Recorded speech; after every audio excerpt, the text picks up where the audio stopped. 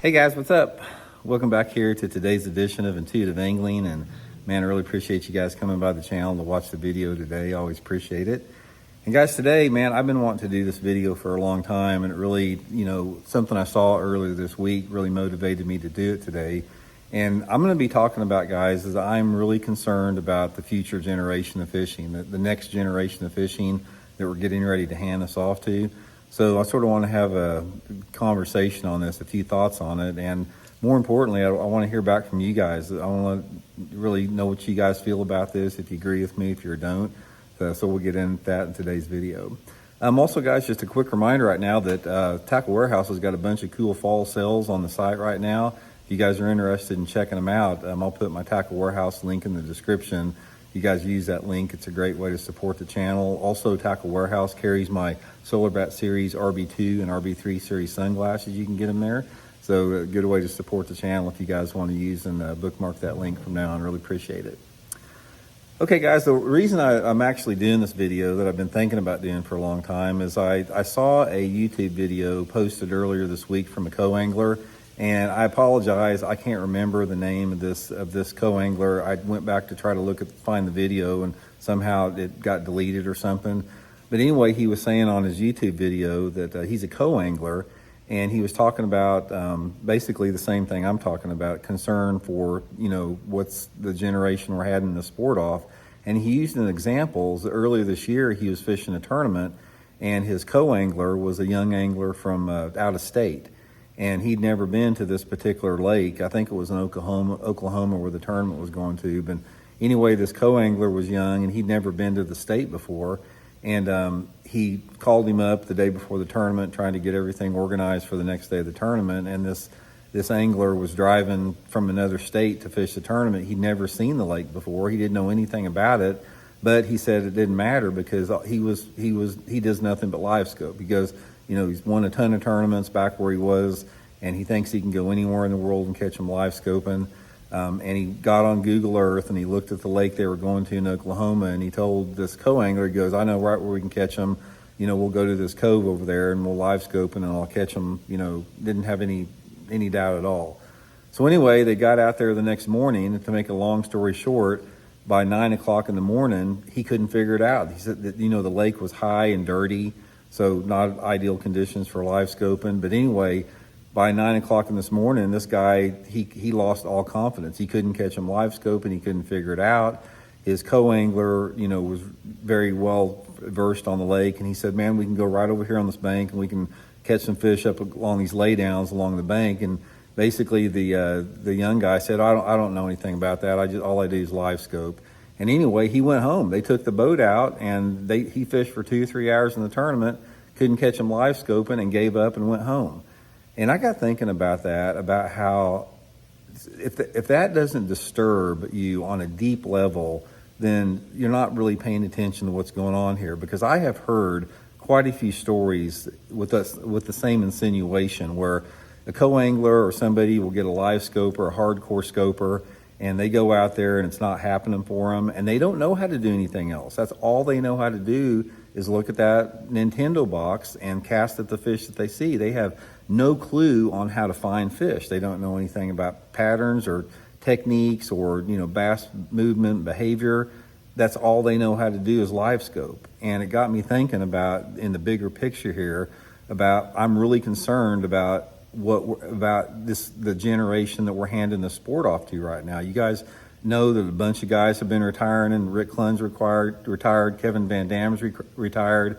A bunch of people are on the verge of it. The greatest generation of fishing is retiring, and we're getting ready to hand it off to the next generation, as people do. But guys, I got to tell you something right now.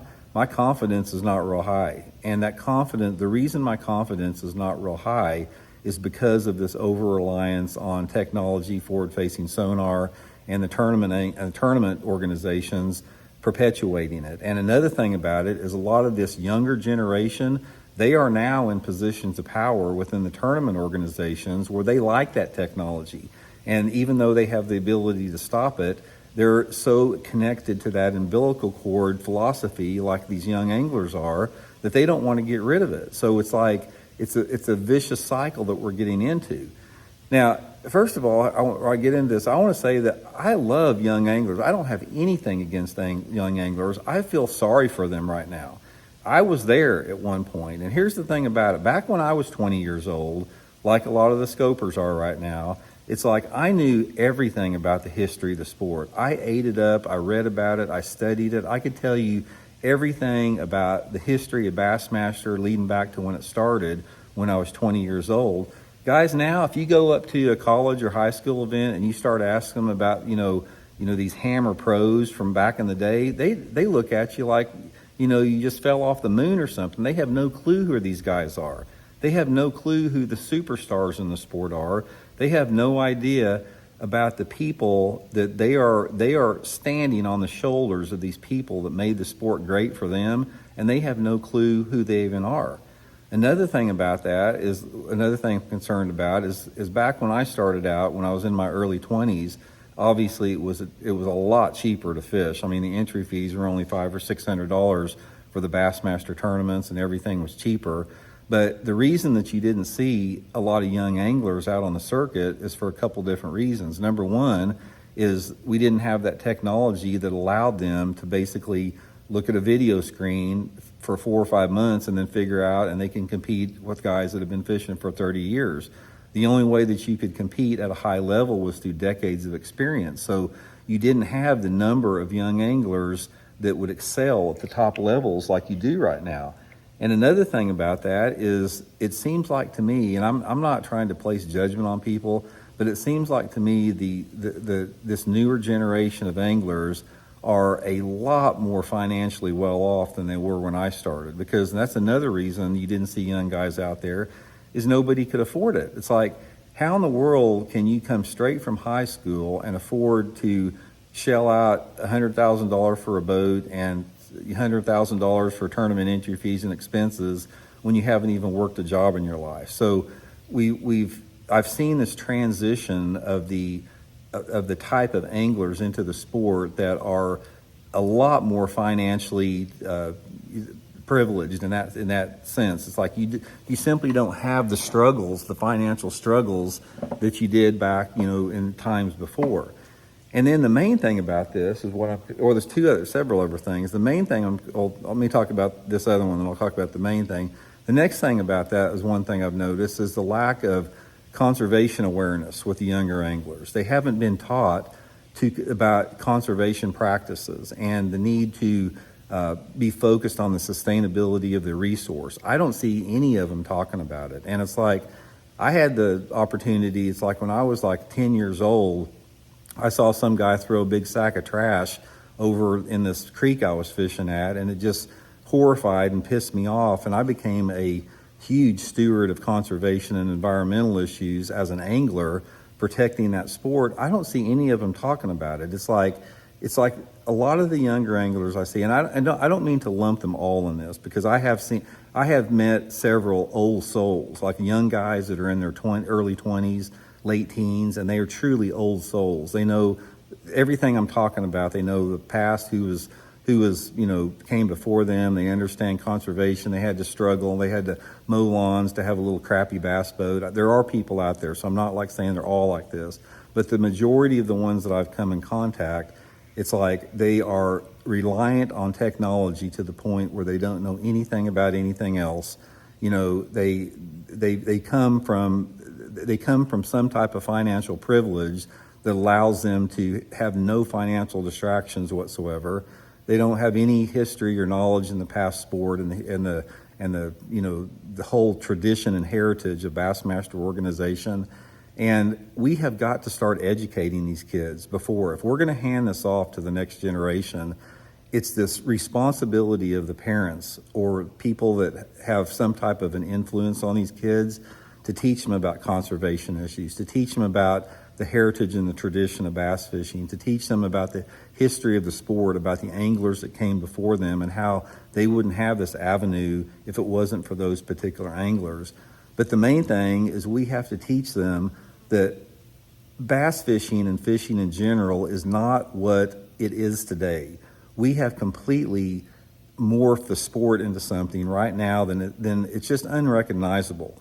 And that all comes from electronic technology, every single bit of it. And unless we can set some parameters with these younger anglers where they have to develop a sense of an understanding of bass mood and behavior and their personalities and their seasonal habits and how you pattern fish in different type of areas and how weather impacts, different type of fish and how casting angles and boat positioning and lure profiles, everything has a time and a place. But right now, from what I can see in this younger generation, guys, you have a generation of anglers out there that are just nothing but one-trick ponies.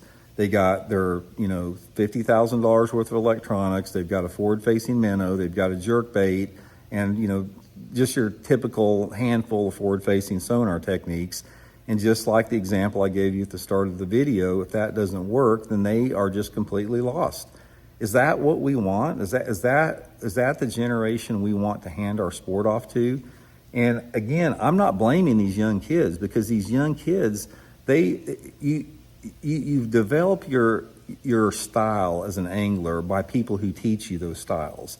And I think that we have failed a lot over the last 10 years in allowing the anglers out there, allowing that next generation of anglers to become well-versed bass anglers, not only in the actual art of fishing, but just in the respect of the sport in general.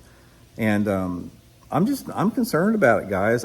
Like I said, I get this a lot, and I'm not saying this as being some cranky old man yelling at the clouds, because I get a ton of messages about anglers voicing their same concern with me. And so much of this, like I said, is perpetuated by the tournament organizations.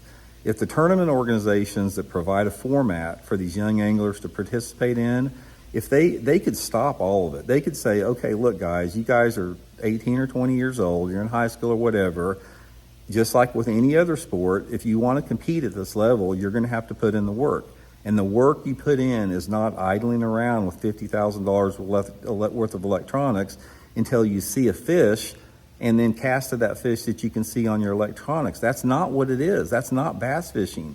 You are cheating yourself, and you are robbing yourself of the intrinsic value of fishing if you pursue fishing at that level. So what we're going to do is we're not going to allow this. We're not going to allow forward-facing sonar on high school tournaments or college tournaments. Number one, it levels the playing field. I've gotten dozens and dozens of messages from parents that say their kids can't compete against other kids in their high school or their college programs because they can't afford forward-facing sonar, and everything is won with forward-facing sonar, so they're beat before they even start.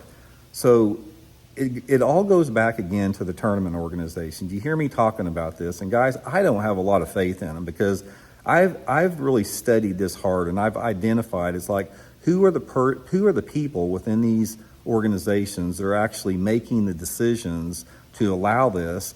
And so the ones that I have been able to identify they're younger, they've got a past history in college or high school fishing, they grew up on the technology part of it, they didn't have any awareness of traditional bass fishing, and they are perpetuating that within the tournament organizations. I've seen it, and it's evident in the fact that the rules have not changed whatsoever, and probably are not going to change.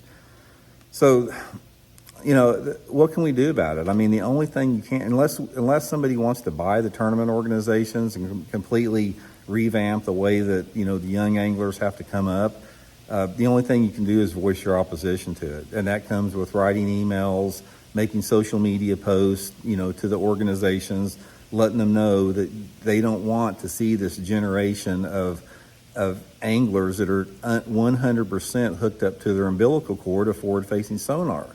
And that's only one part of it. But, I, as somebody that has been in the sport forever, and I've been in the sport since I was a young kid, since I was a teenager fishing tournaments, so I know what it's like to be young. I understand how the passion and desire of youth, I understand how powerful that is, and how powerful it is to want to be successful, and that you'll do anything to be successful, even if it hurts the sport and hurts yourself in the long run. That's part of that motivation, just by being young and full of the vigor of life. But we have got to be better educators, and we've got to be better stewards of our young anglers out there, and we've got to teach them the ways of tradition and heritage and respect for the sport. And so much of that comes with learning the basics of bass fishing. I can promise you guys that from what I have seen out there, and this is speculation on my part, but in 2020, if say in 2025, if the tournament organizations would say to the high school and college anglers, we're not having forward-facing sonar. It's not allowed in our tournaments. You're going to have, one electronic unit, 2D sonar up front and back, and you're not going to be able to use any type of advanced technology beyond that. You're going to see probably at least 75% of those people out there that were considered up-and-comers and, hammers, young hammers. They're going to be at the bottom of the standings because they don't have the experience. And I hear it all the time. People say, Randy, you're full of crap. These kids have been fishing since they were 10. They know how to do everything. No, they don't know how to do everything. Because if you spend all your time staring at that cheater box, and that's how you fish your tournaments from the time you're 10, 12, or whatever years old, you don't understand seasonal movements and bass movement and bass behavior and the diversity of techniques that you have to master to be able to compete 12 months out of the year all across the country. There are if you take forward-facing sonar out of the equation, at that point, in order for you to be a successful tournament angler, you have to master probably 50 different techniques. And as far as I can see, we are raising a generation of anglers out there that have mastered 2 techniques: how to read a cheater box, how to throw a forward-facing minnow. And if that doesn't work, then they're just like that kid that co-angler told me about. They just give up and curl up into a little ball in a fetal position. They don't know how to do anything else. So, man, I feel, like I said, more than anything else, I feel sorry for the kids. I feel sorry for the kids that they have been put in a position to where this technology has been thrust upon them, that they have got to use it, and they have been led down the path to think that this is a cool way to fish and this is the way to fish.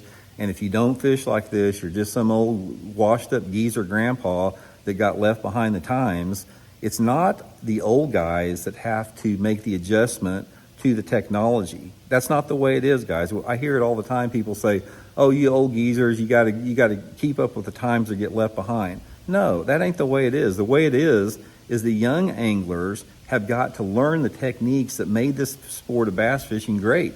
They have got to learn the techniques of diversity and versatility without having an umbilical cord plugged into them.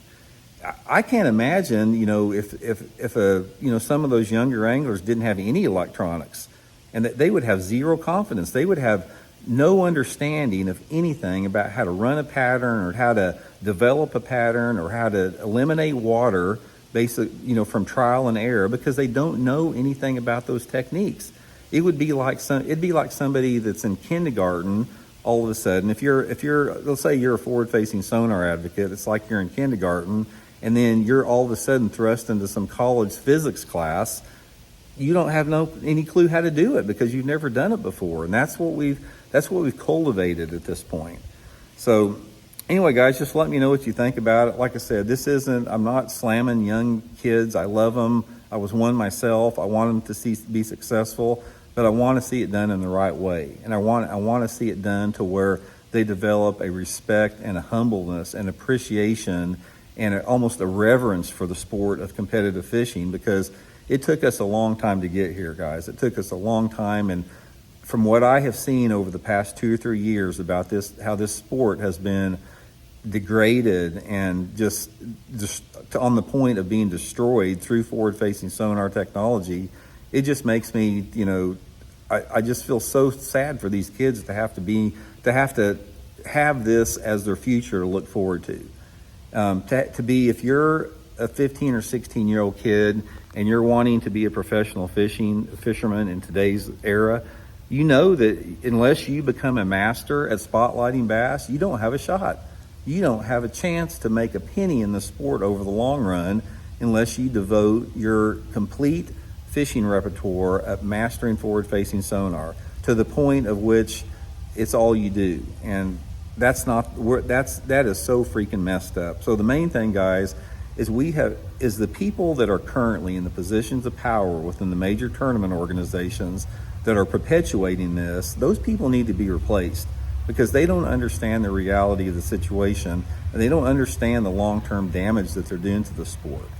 This sport up until about probably, I'm going to guess 2006, 2007 was the greatest sport on this earth, and it's not anymore.